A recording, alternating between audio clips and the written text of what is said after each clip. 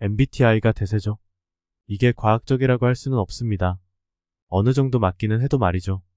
저도 이걸 해보면 좀 변경은 되더라고요. 10년 전에 할 때와 최근에 한 게 다르더라고요. 그래도 변하지 않은 건 I이긴 합니다.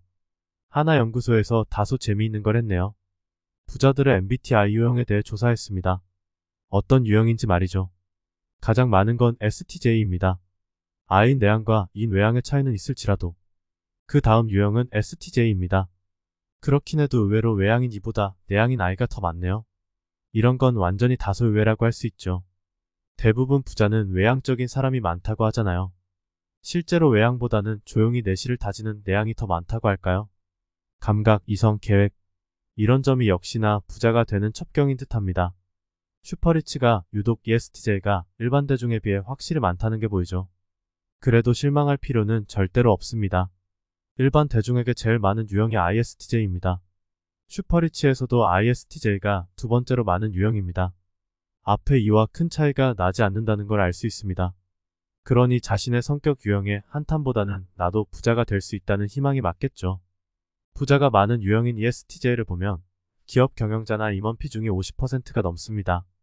생각해볼 부분은 대부분 슈퍼리치가 50대 이상일 듯하죠. 그러니 대기업에서 임원까지 간 분들이 좀 더 소득이 높았을 겁니다. 그 후에 퇴직 등을 해서 관계회사를 차려서 수주받아 되었을 가능성도 있다고 봅니다. 그 외에 특이한 점도 있습니다. 의료와 법 쪽의 전문직은 ISTJ가 유독 높습니다. 부동산 임대업자는 INTJ가 제일 많고요. 근데 이건 전적으로 재미로 보셔야 합니다. 해당 보고서에도 재미로 본다고 따로 언급할 정도니까요. 그래도 이성적으로 계획한다는 점이 중요하다는 거 기억하세요. 그렇게 노력한다면 부자가 될 가능성은 좀 더 높아집니다. 현금도 하나의 투자죠. 아무것도 안 하는 것도 투자에서는 중요한 행동입니다. 섣불리 돈을 넣고 손해를 볼 수 있습니다. 22년에 전체적으로 자산시장은 좋지 않았습니다. 이런 경우에도 슈퍼리치는 수익을 낸 경우가 더 많습니다. 가장 큰 이유는 현금 덕분이었습니다. 현금을 은행에 넣어두면 이자가 생기니 말이죠. 금융자산에서 플러스가 된 비중이 슈퍼리치는 70%입니다. 일반 중산층이라 할 수 있는 대중부유층은 57%입니다. 절대다수가 0, 10% 수익입니다. 이 정도 수익만으로도 플러스가 되었다는 뜻이죠. 이렇게 된 게 예금과 채권 덕분이라는 거죠. 반대로 부정적인 건 역시나 주식입니다. 무려 51%나 될 정도로 절대적인 영향을 미쳤네요. 펀드는 긍정과 부정에서 둘 다 높게 영향을 미쳤고요. 어떤 펀드를 가입했느냐가 성과를 결정한 듯합니다. 23년 투자 수익률 목표가 10% 이하입니다. 거의 절대다수가 50% 수익을 목표로 합니다.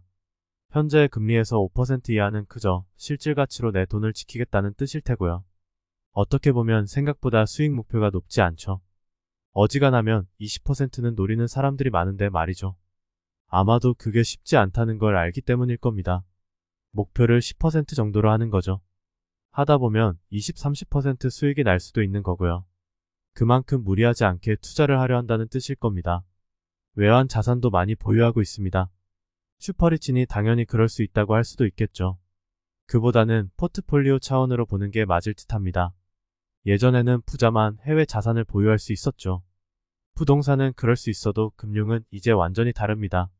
어느 누구나 마음만 먹으면 얼마든지 보유할 수 있습니다. 가장 손쉽게 달러를 보유하는 건 어지간한 증권사 HTS로 다 가능하고요.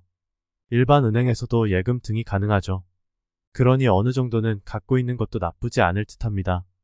특히나 21년에 비해 22년은 외화 현금 비중이 늘어났네요.